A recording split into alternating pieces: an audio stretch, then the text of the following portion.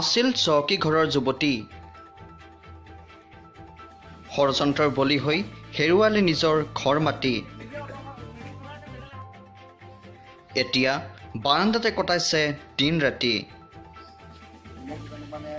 চকুত পৰি ছাত্ৰ সংগঠন আহিল আগবাঢ়ি। আচলতে কি হৈছিল চাওক ফাৰ্ষ্ট নিউজ ৰিপৰ্টৰ এই বিশেষ প্ৰতিবেদন। নিজ ঘৰৰ পৰা উপেক্ষিত কেইবাবছৰ ধৰি মুকলি আকাশৰ তলত দিন অতিবাহিত কৰাই কালত চহকী পৰিয়ালৰ দুই অসহায় যুৱতীক নিজৰ ঠিকনা বিচাৰি দিলে মৰাণ ছাত্ৰ সন্থাই। কাকপথাৰৰ ২ নম্বৰ চেলেংগুৰিৰ কৃষ্ণা কুমাৰী যাদৱ আৰু দীপিকা কুমাৰী যাদৱ নামৰ ভগ্নী দুগৰাকীয়ে বিগত কিছুদিন ধৰি কাকপথাৰৰ চহৰৰ পৰিত্যক্ত অৱস্থাত থকা পুৰণা মহলৰ বাৰাণ্ডাখনকেই বাসস্থান হিচাপে ব্যৱহাৰ কৰিছিল।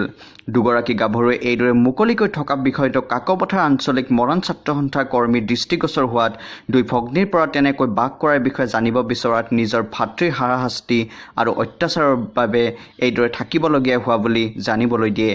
বিগত প্ৰায় কেইবাবছৰে ঘৰৰ বাহিৰত ভাড়াঘৰত দিন অতিবাহিত কৰি আহিছিল যদিও ঘৰ ভাড়া দিব নোৱাৰাৰ বাবে অৱশেষত এইদৰে থাকিবলগীয়া হোৱা বুলি জানিবলৈ দিয়ে।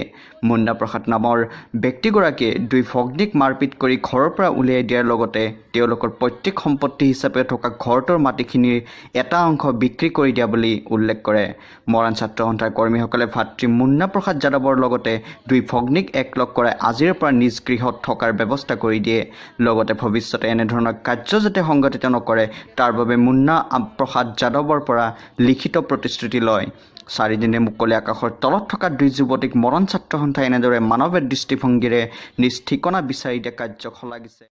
এই ৰাতিটো আমাৰ টোপনি নহয় জাগিয়ে থাকো সেই ভনীকেইটাৰ লগত কথা চথা পাতো এনে হেৰি যাবলৈ হেৰি অকমান হেৰি ভয়ো লাগিছে ঘৰত কি হ'ব কি নহ'ব বিশ্বাস নাই যে সি আমি কিমান বাৰ গৈ চাইছো একে কৰে যে সেইটো বিশ্বাসটো কম আছে আমাৰ সি আকৌ শান্তি দিব নে নিদিয়ে সেইটো চিন্তা কৰি সেই চিন্তাতে মানে আমি অকমান ৰখিছো যাম আৰু এবাৰ জনাই ল'ম নেকি সেইটো ভাবি এবাৰো ভাবিছো গ'লে মানে ই আমাক যদি দম দি অশান্তি কৰে আমি তাৰ লগত থাকিব নোৱাৰিলে আৰু এৰিব লাগিব ঘৰটো আৰু তাক একেবাৰে ওলাব লাগিব। তাৰ মানে নহয় ঘৰটো সৰুটো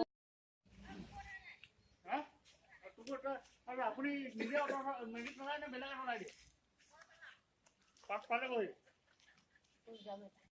যাদৱ আৰু কৃষ্ণা কুমাৰী আৰু